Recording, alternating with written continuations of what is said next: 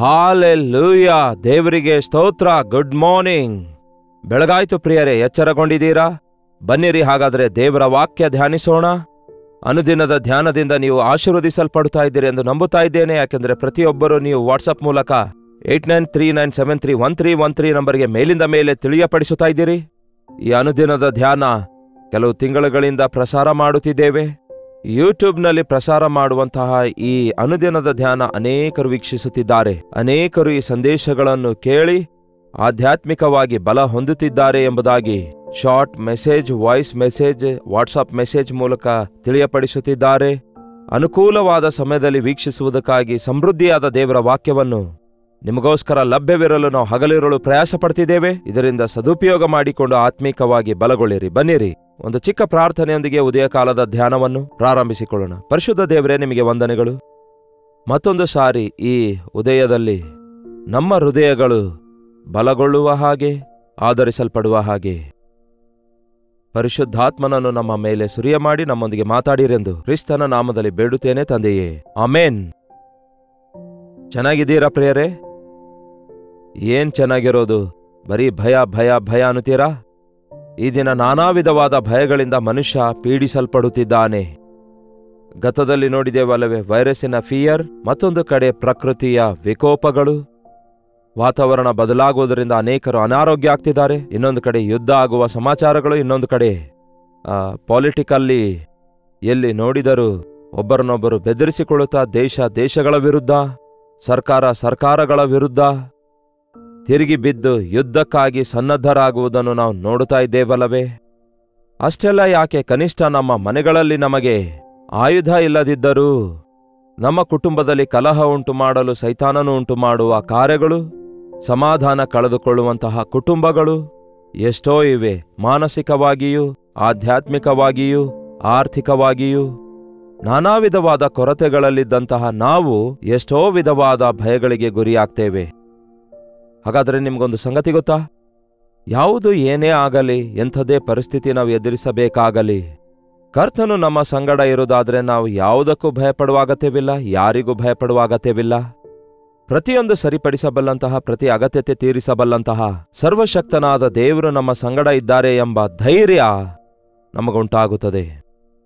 ದಾವೀದನಿಗೆ ಬಹಳಷ್ಟು ಹೋರಾಟಗಳಿದುವು. ಹೋರಾಟಗಳನ್ನು ಹೋರಾಡಿದ ನಂತರವೇ ಚಕ್ರವರ್ತಿಯಾದ.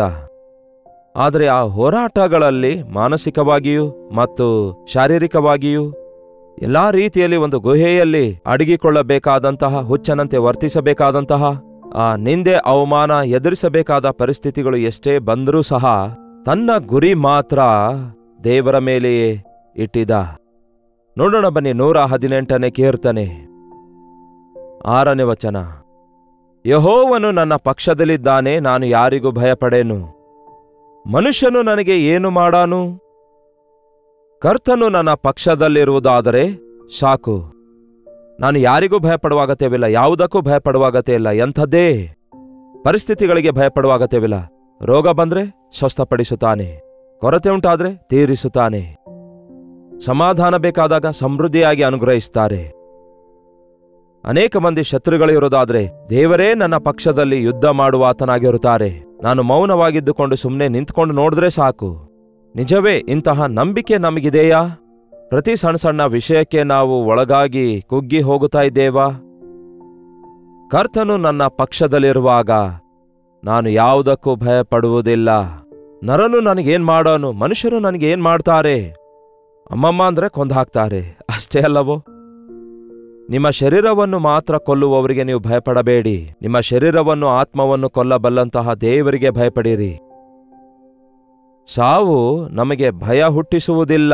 ಕರ್ತನಲ್ಲಿರುವವರಿಗೆ ಸಾಯುವುದಂದ್ರೆ ಒಂಥರ ಸುಖ. ಯಾಕೆ ಗೊತ್ತಾ? ಅದು ಕೂಡ ಕರ್ತನ ನಿಮಿತ್ತವಾಗಿ, ನೀತಿಯ ನಿಮಿತ್ತವಾಗಿ, ಆ ಸುವಾರ್ತೆಯ ನಿಮಿತ್ತವಾಗಿ ನಮಗೆ ಯಾರಾದರೂ ಹಾನಿ ಮಾಡುವುದಾದರೆ ಅದು ನಮಗೆ ಎಷ್ಟೋ ಪ್ಲಸ್ ಪಾಯಿಂಟ್ ಆಗಿರುತ್ತೆ. ನಾವು ರಕ್ತ ಸಾಕ್ಷಿಗಳಾಗುವುದಕ್ಕಾಗಿ ನಾವು ಪರಲೋಕ ರಾಜ್ಯದಲ್ಲಿರ್ತೇವೆ. ನಾವು ಈ ಮಣ್ಣಿನ ಬಾಧೆಗಳು, ಮಣ್ಣಿನ ಲೋಕದಿಂದ ನಮಗೆ ಬಿಡುಗಡೆ ಉಂಟಾಗ್ತದೆ. ಮತ್ಯಾವುದಕ್ಕಾಗಿ ಭಯಪಡ್ತಾ ಇದ್ದೀರಿ? ನಿಮ್ಮ ಆಸ್ತಿ ಯಾರಾದರೂ ಕಸ್ಕೊಳ್ಳುತ್ತಾರೆಂದೋ? ಆಶೀರ್ವದಿಸುವಂತಹ ಕರ್ತನು ನಿಮಗಿರುವಾಗ ನಿಮ್ಮಿಂದ ಯಾರು ದೋಚಿಕೊಳ್ಳಬಲ್ಲರು? ನಿಮ್ಮ ಆರೋಗ್ಯ ಕೆಟ್ಟೋಗ್ತದೆಂದು ಭಯಪಡ್ತಿದ್ದೀರಾ? ನಿಮ್ಮನ್ನು ಸ್ವಸ್ಥಪಡಿಸುವ ಯೆಹೋವನು ನಾನೇ ಎಂದು ಕರ್ತನು ಹೇಳಿರುವಾಗ ನಿಮ್ಮ ಆರೋಗ್ಯ ಚೇತರಿಸಿಕೊಳ್ಳುವಂತೆ ಮಾಡುವೆನು, ನಿಮಗೆ ಆರೋಗ್ಯ ಕೊಡುವೆನು ಎಂದು ಹೇಳಿದ ಕರ್ತನು ತನ್ನ ರಕ್ತ ಈಗಾಗಲೇ ಯಾವತ್ತೋ ನಮಗಾಗಿ ಸುರಿಸಿರುವುದರಿಂದ ನಮಗೆ ಸ್ವಸ್ಥಪಡಿಸುತ್ತಾನೆ. ಹಾಗಾಗಿ ನಾವು ಯಾವುದಕ್ಕೂ ಭಯಪಡುವ ಅವಶ್ಯಕತೆ ಇಲ್ಲ. ನಮ್ಮ ಸುತ್ತಲೂ ಎಷ್ಟೇ ಜನರು ಎಷ್ಟೇ ರೀತಿಯಾಗಿ ನಮ್ಮ ವಿರುದ್ಧ ಹೋರಾಡುತ್ತಾ ಇದ್ರೂ ಸಹ, ಪರಿಸ್ಥಿತಿಗಳೆಲ್ಲವೂ ಕೂಡ ನಮಗೆ ಅನುಕೂಲವಾಗಿ ಇಲ್ಲದಿದ್ದರೂ ಸಹ, ನೀವು ಮಾತ್ರ ದೇವರ ಪಕ್ಷದಲ್ಲಿದ್ದೀರಾ, ದೇವರು ನಮ್ಮೊಂದಿಗಿದ್ದಾರಾ ಎಂದು ನಾವು ಪರಿಶೀಲಿಸಿಕೊಂಡ್ರೆ ಸಾಕು. ದೇವರು ಇಲ್ಲದಿದ್ರೆ ನಾವು ಪ್ರತಿಯೊಂದಕ್ಕೂ ಭಯಪಡ್ತಾ ಇರ್ತೇವೆ. ಕರ್ತನೇ ನಮ್ಮ ಸಂಗಡ ಇಲ್ಲದೇ ಇರುವುದಾದರೆ ನಮ್ಮ ಜೀವಿತದಲ್ಲಿ ಬೇರೆ ಆಧಾರವೇನಿದೆ? ಬೇರೆ ಅಭಯ ಆದರೂ ಏನಿದೆ? ನಮ್ಮ ಶಕ್ತಿ ಸಾಮರ್ಥ್ಯಗಳು ಈ ಲೋಕ ಶತ್ರುಗಳನ್ನು ಎದುರಿಸುವುದಕ್ಕಾಗಿ ಸೈತಾನನನ್ನು ಎದುರಿಸಲು ಸಾಲೋದಿಲ್ವಲ್ಲ? ದುಷ್ಟನಾದ ಸೈತಾನನನ್ನು ನಾವು ಎದುರಿಸಬೇಕಾದರೆ ಕರ್ತನಾದ ಯೇಸುವನ್ನು ನಾವು ಹೊಂದಿಕೊಂಡಿರಬೇಕು. ನಮ್ಮ ಪಕ್ಷದಲ್ಲಿದ್ದು ನಮಗಾಗಿ ಯುದ್ಧ ಮಾಡುವ ಕರ್ತನಿದ್ದಾನೆ ಎಂದು ನಂಬಿಕೆ ಇಡಬೇಕು. ಮನುಷ್ಯನು ನನಗೇನು ಮಾಡನು? ಯೆಹೋವನು ನನಗೆ ಇದ್ದಾನೆ, ಆತನೇ ನನಗೆ ಸಹಾಯಕನು. ನನಗೆ ಸಹಾಯಕನಾಗಿದ್ದಾನೆ ನನ್ನ ಕರ್ತನು. ಮನುಷ್ಯರು ಏನು ಮಾಡಬಲ್ಲರು ನನಗೆ? ರೋಮ ಪತ್ರಿಕೆಯಲ್ಲಿ ಮತ್ತೊಂದು ವಾಕ್ಯ ಇದೆ ನೋಡಿರಿ, ದೇವರು ನಮ್ಮ ಸಂಗಡ ಇರುವಾಗ ನಮ್ಮನ್ನು ಎದುರಿಸುವವರು ಯಾರು ಎಂದು. ದೇವರು ನಮ್ಮ ಸಂಗಡ ಇರುವಾಗ ನಮ್ಮನ್ನು ಎದುರಿಸುವವರು ಯಾರು? ರೋಮ ಪತ್ರಿಕೆ 8ನೇ ಅಧ್ಯಾಯ 31ನೇ ವಚನದಲ್ಲಿ ಇಲ್ಲಿ ವಚನ ಹೇಳುತ್ತೆ, ದೇವರು ನಮ್ಮ ಸಂಗಡ ಇರುವುದಾದ್ರೆ ಆತನಿಗೆ ವಿರುದ್ಧವಾಗಿ ಯಾರು ನಿಲ್ಲಲಿಕ್ಕಾಗುತ್ತೆ? ಯಾರು ನಿಂತು ಜಯಿಸ್ಲಿಕ್ಕಾಗುತ್ತೆ? ಯಾರು ದೇವರ ವಿರುದ್ಧ ನಿಂತು ಹೋರಾಡ್ಲಿಕ್ಕಾಗುತ್ತೆ? ದೇವರು ನಮ್ಮ ಸಂಗಡ ಇರುವಾಗ ನಮಗೆ ವಿರೋಧಿಸುವವರು ಯಾರು? 32ನೇ ವಚನ ಕೂಡ ನೋಡಿ, ತನ್ನ ಸ್ವಂತ ಮಗನನ್ನೇ ನಮಗೋಸ್ಕರ ಅರ್ಪಿಸಿಕೊಡಲು ಹಿಂಜರಿಯದೆ ನಮ್ಮೆಲ್ಲರಿಗೋಸ್ಕರ ತನ್ನ ಮಗನನ್ನೇ ಕೊಟ್ಟಿರುವಾಗ ಸಮಸ್ತವನ್ನು ನಮಗೆ ಯಾಕೆ ಕೊಡೋದಿಲ್ಲ? ಯೇಸುವನ್ನೇ ನಮಗೋಸ್ಕರ ಅರ್ಪಿಸಿಕೊಟ್ಟಿರುವಾಗ, ಯೇಸುವೇ ನಮ್ಮ ಪಕ್ಷದಲ್ಲಿರುವಾಗ, ತನ್ನ ಸ್ವಂತ ಮಗನನ್ನೇ ನಮಗೋಸ್ಕರ ಕೊಟ್ಟಿದ್ದಾರೆ ದೇವರಾದ ತಂದೆ. ಆತನೇ ನಮ್ಮೊಂದಿಗಿರುವಾಗ ಆತನೊಂದಿಗೆ ನಮಗೆ ಅವಶ್ಯಕವಿರುವ ಎಲ್ಲವೂ ಕೂಡ ಯಾಕೆ ಕೊಡೋದಿಲ್ಲ? ಬುದ್ಧಿ, ಜ್ಞಾನ, ಸರ್ವ ಸಂಪತ್ತು ಆತನಲ್ಲಿ ಅಡಕವಾಗಿವೆ. ಸರ್ವಶಕ್ತನಾದ ದೇವರು ನಮ್ಮ ಕರ್ತನಾಗಿದ್ದಾರೆ. ಆತನಿಗೆ ಸಾಟಿಯಾದವರು ಬೇರೆ ಯಾರೂ ಇಲ್ವಲ್ಲ. ಮರಣವನ್ನೇ ಜಯಿಸಿದಾತನು, ಪಾತಾಳವನ್ನು ಜಯಿಸಿದಾತನು, ಮರಣ ಶಕ್ತಿಯನ್ನು ಜಯಿಸಿದಂತಹ ಈ ಕರ್ತನು ನಿಮಗೋಸ್ಕರ ನನಗೋಸ್ಕರ ಇರುವಾಗ ನಾವು ಯಾವುದಕ್ಕೂ ಭಯಪಡುವ ಅಗತ್ಯವಿಲ್ಲ. ಆಲೋಚನೆ ಮಾಡ್ರಿ, ಯಾಕೆ ನಿಮ್ಮ ಜೀವಿತದಲ್ಲಿ ಭಯ ಇದೆ? ಪಾಪವು ಭಯವನ್ನು ತರುತ್ತದೆ. ಆದಾಮನು ಆ ದಿನ ಪಾಪ ಮಾಡಿದಾಗ ದೇವರಿಗೆ ಭಯಪಟ್ಟ. ಆದಾಮನೇ, ನೀನು ಎಲ್ಲಿರುತ್ತಿ ಎಂದು ದೇವರು ಕೇಳಿದ್ರೆ, ನಿನ್ನ ಸ್ವರ ಕೇಳಿ ಅಡಗಿಕೊಂಡಿದ್ದೇನೆ ಅನ್ನುತ್ತಾನೆ. ಅದೇನು ಆದಾಮನೇ, ನನಗೆ ಯಾಕೆ ಭಯಪಡುತ್ತಿ? ನಾನು ನಿನ್ನನ್ನು ಉಂಟು ಮಾಡಿದ ಸೃಷ್ಟಿಕರ್ತನು, ನಿನ್ನನ್ನು ಪ್ರೀತಿಸಿದ ತಂದೆಯಾಗಿದ್ದೇನೆ, ಏದೇನ್ ತೋಟದಲ್ಲಿ ಸರ್ವಾಧಿಕಾರ ಕೊಟ್ಟಾತನಾಗಿದ್ದೇನೆ. ಹೌದಲ್ಲವೇ? ಎಲ್ಲಿ ಮಾಡುತ್ತಾರೆ ಆದಾಮ ಹವ್ವ ಅವರು ತಪ್ಪು? ದೇವರು ಕೊಟ್ಟಂತಹ ದೇವರ ಸನ್ನಿಧಿಯಲ್ಲಿಯೇ ತಪ್ಪು ಮಾಡುತ್ತಾರೆ. ದೇವರ ಮುಂದೆಯೇ ಮಾಡಲಿಲ್ಲ ಪ್ರಿಯರೇ. ದೇವರಲ್ಲಿರೋದಾದ್ರೆ ಮಾಡ್ತಾ ಇರಲಿಲ್ಲ. ನಾವು ಅಂದುಕೊಳ್ತೇವೆ ಕೆಲವೊಂದು ಸಾರಿ, ಯೇಸುವೇ ನೀನು ಇಲ್ಲಿರೋದಾದ್ರೆ ನಮ್ಮ ತಮ್ಮ ಸಾಯ್ತಾ ಇರಲಿಲ್ಲ ಎಂದು ಮಾರ್ತಾ ಮರಿಯಳು ಹೇಳುತ್ತಾರಲ್ಲವೇ? ಆದರೆ ಕರ್ತನು ನಮ್ಮೆಲ್ಲರನ್ನು ಪರಲೋಕದಿಂದ ಪರಿಶೀಲಿಸುತ್ತಲೇ ಇದ್ದಾರೆ. ನಾವು ಒಂದು ವೇಳೆ ದೇವರು ನಮ್ಮ ಮುಂದೆ ಇಲ್ಲದಿದ್ದರೂ ಸಹ ಗಮನ ಕೊಟ್ಟು ಕೇಳ್ರಿ, ನಮ್ಮ ಮುಂದೆಯೂ ಹಿಂದೆಯೂ ನಮ್ಮ ಸುತ್ತಲೂ ಆವರಿಸಿಕೊಂಡಿದ್ದಾರೆ ಎಂಬ ಈ ಸತ್ಯವನ್ನು ಗ್ರಹಿಸಿಕೊಳ್ಳುವುದಾದರೆ ನಾವು ಜಾಗೃತೆಯಿಂದಿರ್ತೇವೆ. ನನ್ನ ಮಾರ್ಗಗಳು ಆತನಿಗೆ ಗೊತ್ತು. ನನ್ನ ಪ್ರೆಸೆಂಟ್ ಲೈಫ್, ನಾನೀಗ ಜೀವಿಸುವ ಜೀವಿತ ಎಂಥದೆಂದು ಆತನಿಗೆ ಗೊತ್ತು. ನನ್ನ ಭವಿಷ್ಯವೆಲ್ಲ ಆತನಿಗೆ ಗೊತ್ತು. ಆತನು ಜೊತೆ ಇರುವಾಗ ನನಗೆ ಯಾವ ಅಪಾಯ ಬರುವುದಿಲ್ಲ, ನನ್ನನ್ನು ಬಿಡುವುದಿಲ್ಲ, ತಳ್ಳಿ ಹಾಕುವುದಿಲ್ಲ ಎಂದ ಕರ್ತನು ನನ್ನನ್ನು ಮರೆತು ಹೋಗುವುದಿಲ್ಲ ಎಂಬುದನ್ನು ನೀವು ಮನಸ್ಸಿನಲ್ಲಿ ಇಟ್ಕೊಳ್ಬೇಕು. ಪಾಪಕ್ಕೆ ಅವಕಾಶ ಕೊಡದೆ, ಏನಾದರೂ ಮರೆತು ಒಂದು ಪಾಪ ಮಾಡುವುದಾದ್ರೆ ಒಪ್ಪಿಕೊಳ್ಳಬೇಕು. ದೇವರು ಎಂತಹ ಒಳ್ಳೆ ಬಿಡುಗಡೆ ಕೊಟ್ಟಿದ್ದಾರೆ ನೋಡಿ.